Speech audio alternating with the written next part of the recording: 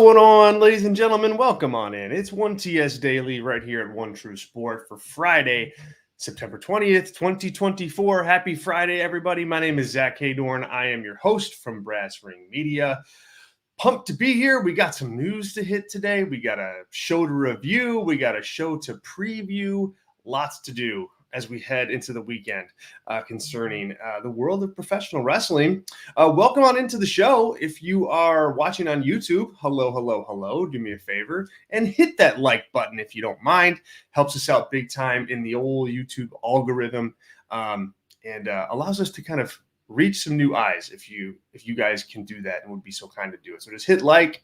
If you're finding us on Twitter today, good morning. Thanks so much for hitting play on the show. And if you're a One True Sport member and you are listening as a podcast and you've downloaded this after the fact, thanks so much. Appreciate you guys. Thanks for being members.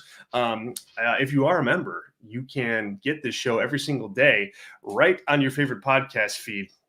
And you can listen to us wherever you go. So if you want to become a One True Sport member, you can check us out at onetruesport.com. We got a whole bunch of different membership tiers where you can just, pick which one works best for you and works best for your price point. Either way, no matter which one you choose, you get access to some of the biggest names in the professional wrestling industry.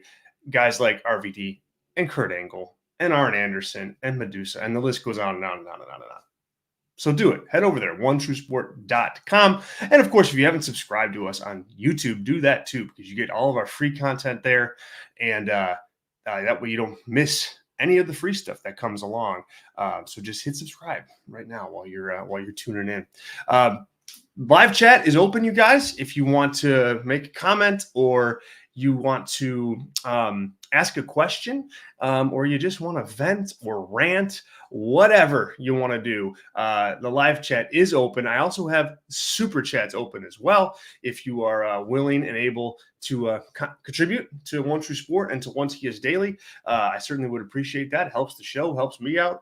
We'll make sure to get your question, comment in before everybody else. We'll move it up on the list. Hello to you all who are joining the live chat right now. Grundle Butter says, love you, bro. 5-star guest. One of a kind. Hey, thanks, man. Appreciate you. Thanks for joining. Glad you were able to join the show live today. And we do have a lot to cover. So let's get into it. Yesterday, big news of the day. I don't know how I know how I feel about this news, but I can't say I'm all that surprised. Smackdown is going to be 3 hours once Raw moves over to Netflix in January. The USA Network, who just picked up Smackdown. They just had the premiere episode of that last week. We'll be moving to 3 hours. Smackdown has been a 2-hour show, and now it will be 3 per the WrestleVotes report.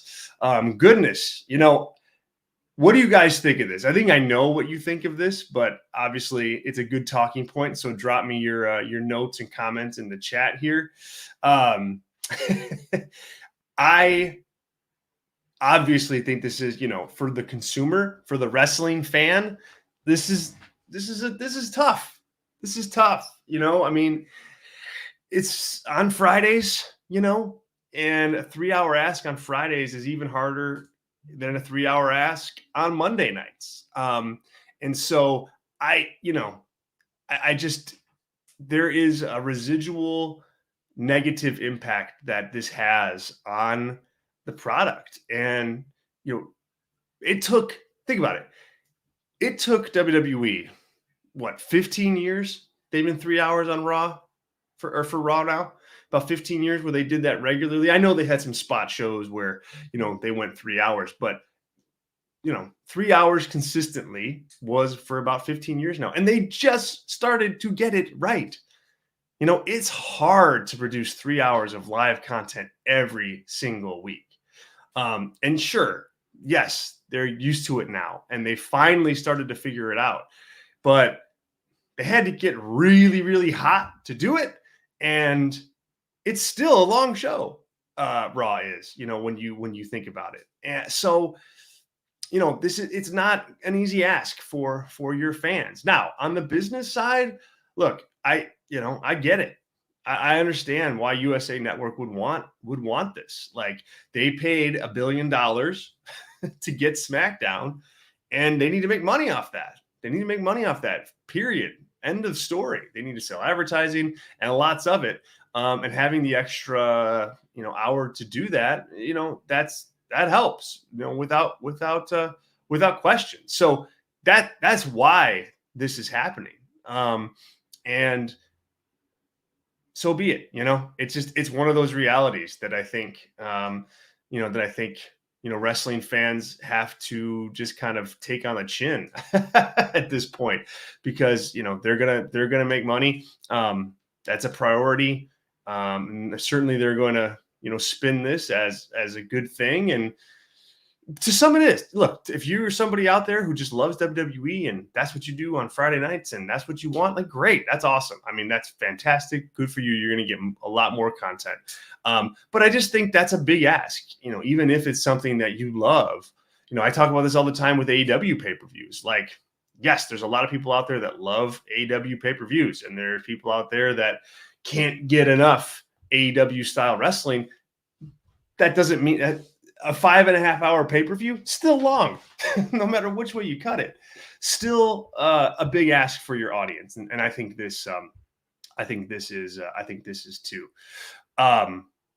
Raw, for the time being, is going to be 2 hours.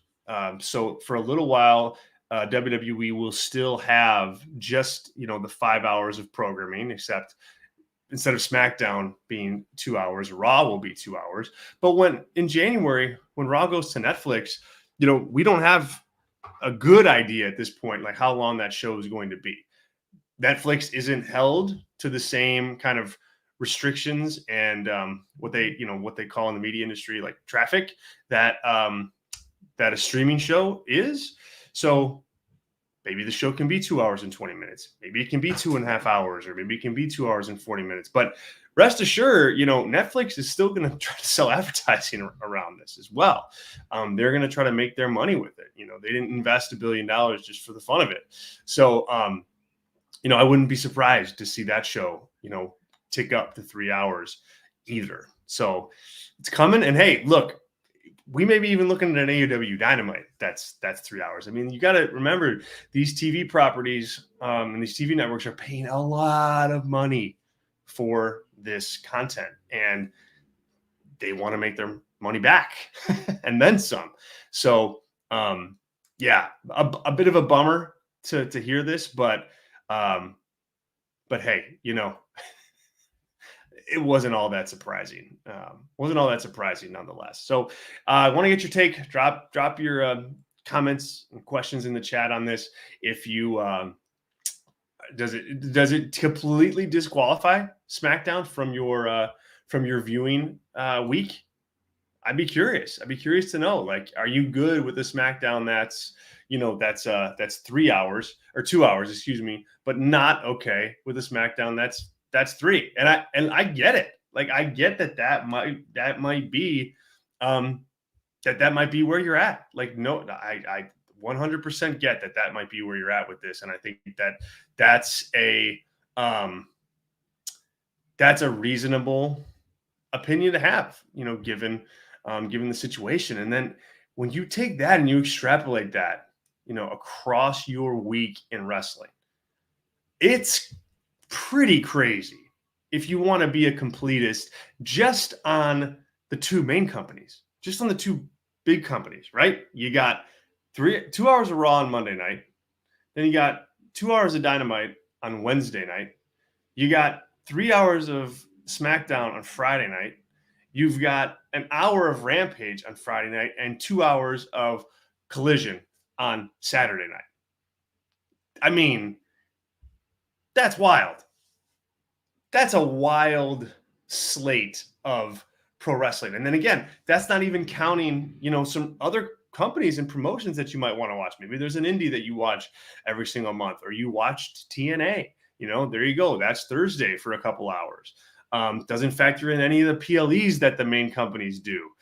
No, it doesn't factor in any New Japan pro wrestling that's on your viewing list, or maybe you watch Wild Women's of Wrestling. We're talking all that content just for 2 companies. So it's adding up. It's adding up, and people will start to make decisions on what they're going to watch, and it's if it's like, hey, look, I got time. I like AEW, so I've got time for one WWE show a week. That's it. Are you picking Raw? Are you picking SmackDown? Like, I really, really want to watch TNA. So, I gotta drop Collision. Like, people will make decisions. They don't have infinite amount of time. And certainly there's people that want to watch other stuff that's not professional wrestling. Luckily, that's what we're here for. And that's why we report on the shows that we do and cover it the way that we do, not only here on 1TS Daily, but over at Brass Ring Media, which is my other shop as well that I run with my team. If you want more conversation just like this one, check us out on YouTube. Brass Ring Media YouTube is where you can find us. We are live with specialty shows Monday, Tuesday, Wednesday, Thursday, and then Saturday morning with the Kick Ash podcast. Kind of kicks off our weekend. Really great show from Ashley Manns. And check it out. Subscribe. You can also, we have a bunch of written work that goes up too. I'm really proud of the written work that we do at Brass Ring Media. And you can check that out on Substack. Totally free to do that. It's a Brass Ring Media Substack, and you can find show reviews, features, editorial columns, all the match ratings for PLEs are all there. Interviews that we do are up there. So lots of cool written work you can check out there as well. So Brass Ring Media on Substack and Brass Ring Media on YouTube. Cool. Thank you in advance for checking us out. All right. The other bit of news that hit this morning actually is per Sean Ross Sapp of Fightful, Miro, formerly known as Rusev in WWE, has requested to be released from his contract. The report indicates that Miro signed a 4-year AEW contract in the spring of 2022. So that is a situation that currently AEW is in, and currently Tony Khan is in. It's also a situation that I just don't get at this point. Like, what? Like, from multiple levels.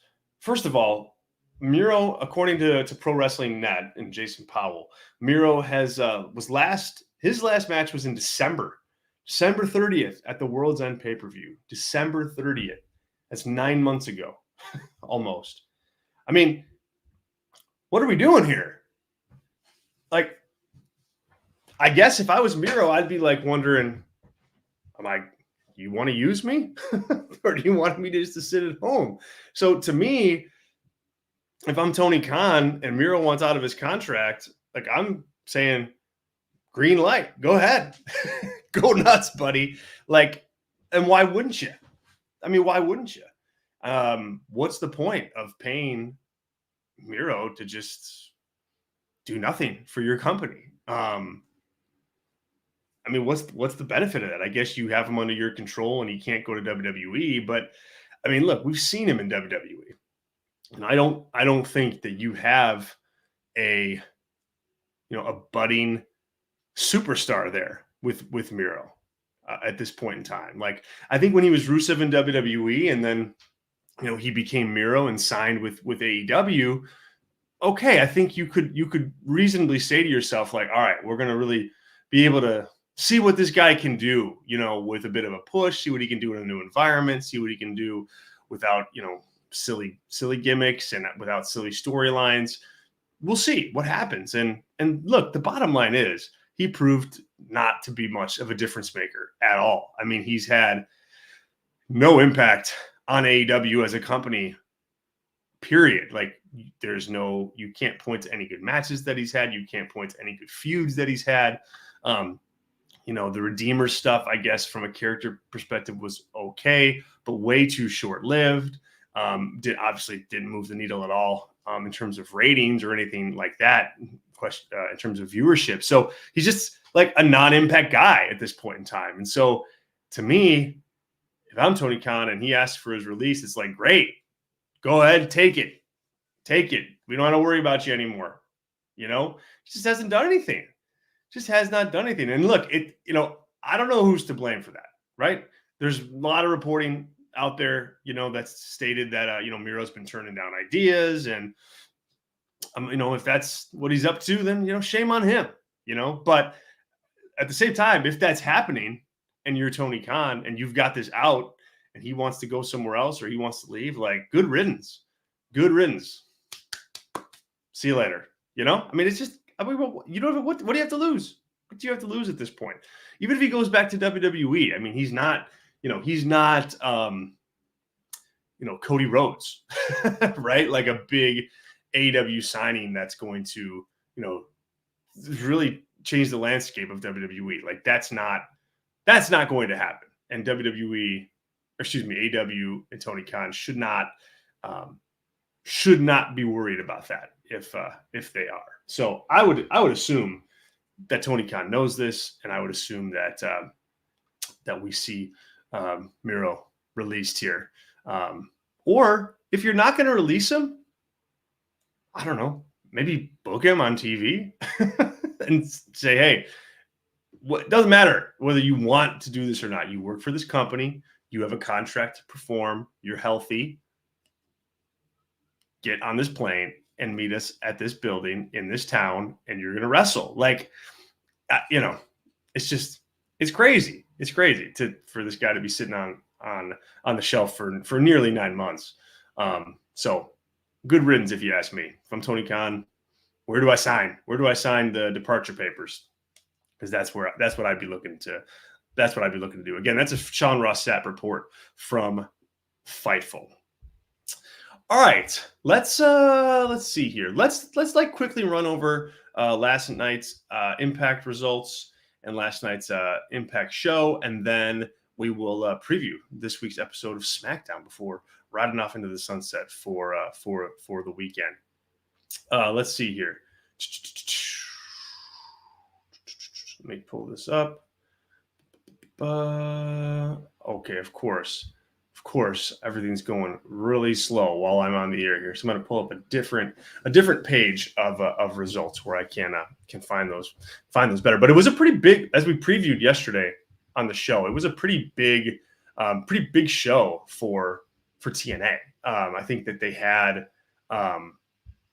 they had a lot going on coming out of the Victory Road pay-per-view in particular that you wanted to that you wanted to make good on. I think that's an opportunity for TNA when you have a little bit of momentum, coming out of a pay-per-view like Victory Road. You got to take full advantage of it, and I think they did with the card that they put on yesterday. Okay, so here are the results. First Class defeated Sinner and Saint in a tag team match. Later in the show, Matt Cardona and Rhino wrestled, and Rhino beat Matt Cardona via disqualification. Spitfire defeated Kendall Gray and Carly Bright. Those are two NXT talents, and so still that relationship still going on. Heather Reckless, which is a new addition to the TNA roster, and Ash by Elegance continued their feud. Mike Santana defeated JDC in a Texas death match. That was a pretty wild match. If you didn't see that one, it's a Texas death match. It is what it is, and it went exactly like you would expect. But Mike Santana is an interesting talent that I see in TNA. Somebody that kind of was defined a certain way in a lot of different promotions, and in TNA he's able to stand out a bit, and he's able to kind of reinvent himself. And I think he's got this kind of this, like, I don't know, this rebel type of character right now that I think really works. And he plays the part really good. We had a concert from Joe Hendry, and that went about how you'd expect. The Hardys and Masha Slamovich against the System and Tasha Steelz. You had the Hardys and Slamovich win that match. And that was the main event. And that is how the show ended. So pretty good episode of TNA Impact this week. We'll talk more about TNA as we head into next week. I did a full show on TNA and kind of like the state of the state on TNA for Brass Ring Media on Wednesday. It's up on the YouTube channel right now. You can check it out. You can download it as a podcast. I should have mentioned this before. All Brass Ring Media live YouTube shows you can get as a podcast on your favorite podcast app. So just go ahead and download that. But yeah, we talked TNA for about 45 minutes. Just the ups and downs of the history of the company, where it stands now, what its place is in the TNA world, and in the wrestling world. And really fun show to do, especially coming out of Victory Road.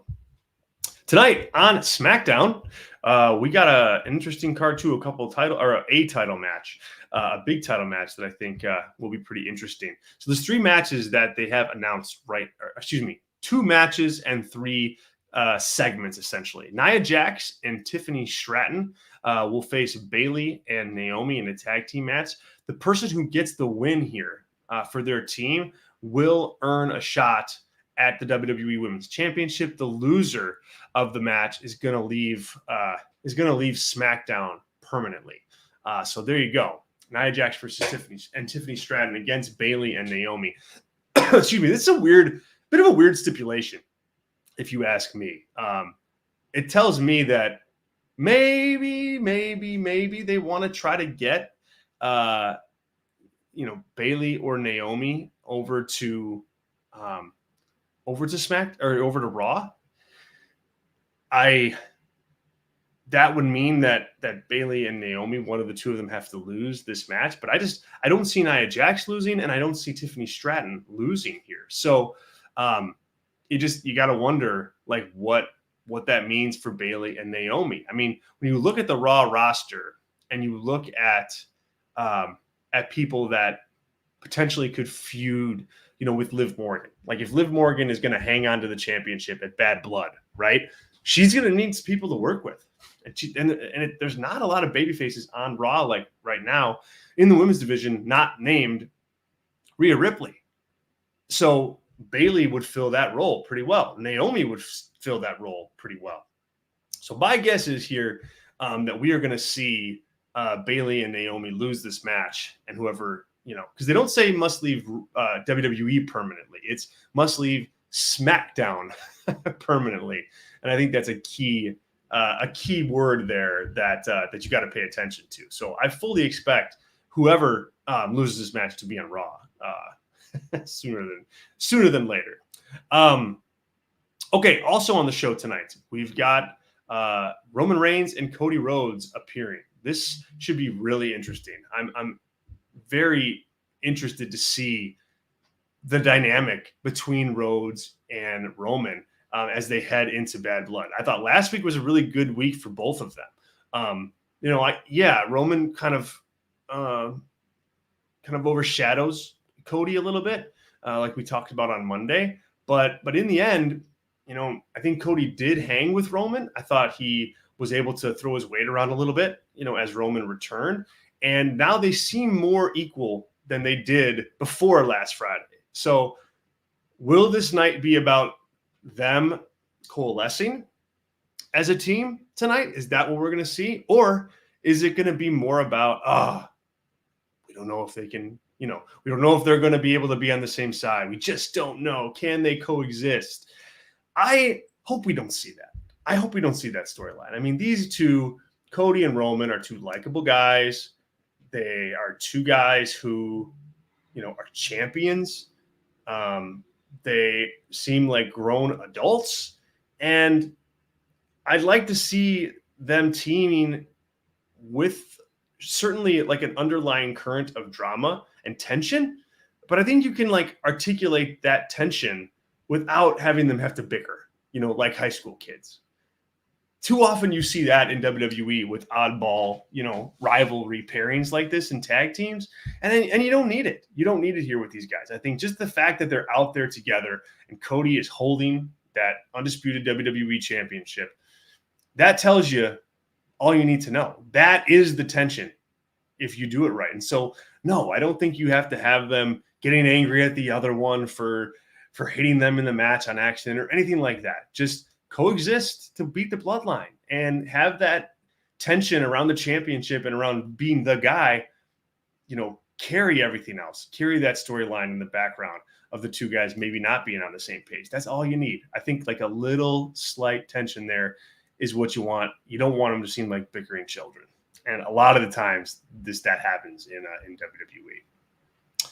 All right. And then we got a U.S. Championship match. LA Knight defends the title against Andrade. I'm expecting this to be a pretty good match. I think, LA Knight is perfect in this U.S. Championship role. I mean, just perfect. Like, that is a great spot for him, given kind of the reactions that he gets, how likable he is, but the, other realities that come along with him, and that, he's not the best worker in the ring, et cetera, et cetera. We've been there. We've talked about it. People want to cheer him, though. And I think this is a good way for him to hold on to a top spot, be a champion, defend against heels, but not have to, carry the burden of being, the top guy in the company. So Andrade and him should have a good match. Andrade's really good in the ring. He should be able to help LA Knight put together a good match here. I fully expect LA Knight to retain the title. I don't think we're going to see Andrade become the United States champion, but it'll be a good match nonetheless, and a good match for the show. Let me check. Just want to check Twitter here while we're live to make sure that nothing didn't get added to the show as of this morning. So let me do a quick pivot on that, and then we'll see. And we'll probably just wrap up here and head into the weekend. Let's see here. Talking about Saturday night's main event. We got the tag team match. We got the U.S. title match. And, yeah, that's it. So, yeah, just those 3 segments so far tonight on Smackdown. So, on the USA Network, 3 hours is coming soon. They're going to have to do something to beef up that roster before they go to 3 hours, because you can get away with a lot on a 2-hour show. But 3 hours, I mean, that is a lot of time added, and you need more people. So we'll be interesting to see if anybody moves over from Raw or they elevate people from NXT. I don't know. But, they will have to add to the roster for sure in order to facilitate 3 hours coming up here really, really soon. Guys, thanks so much for a great week here at 1TS Daily. Man, been fun. We talked a lot of stuff. We had a lot of news break. Goodness, it's been a good time. So thanks so much for tuning in this week. Thanks so much for being here. Thanks so much for downloading and listening after the fact. Appreciate you. This is 1TS Daily. We are here Monday, Tuesday, Wednesday, Thursday, and Friday every single week to talk news of the day in wrestling. What is going on in the dirt sheets? What's going on in the news world? And what's going on with upcoming shows? And we do all of that. We take care of it all right here at 1TS Daily. So if you haven't subscribed to our channel yet, please do hit subscribe. If you're watching right now, can I trouble you for a like?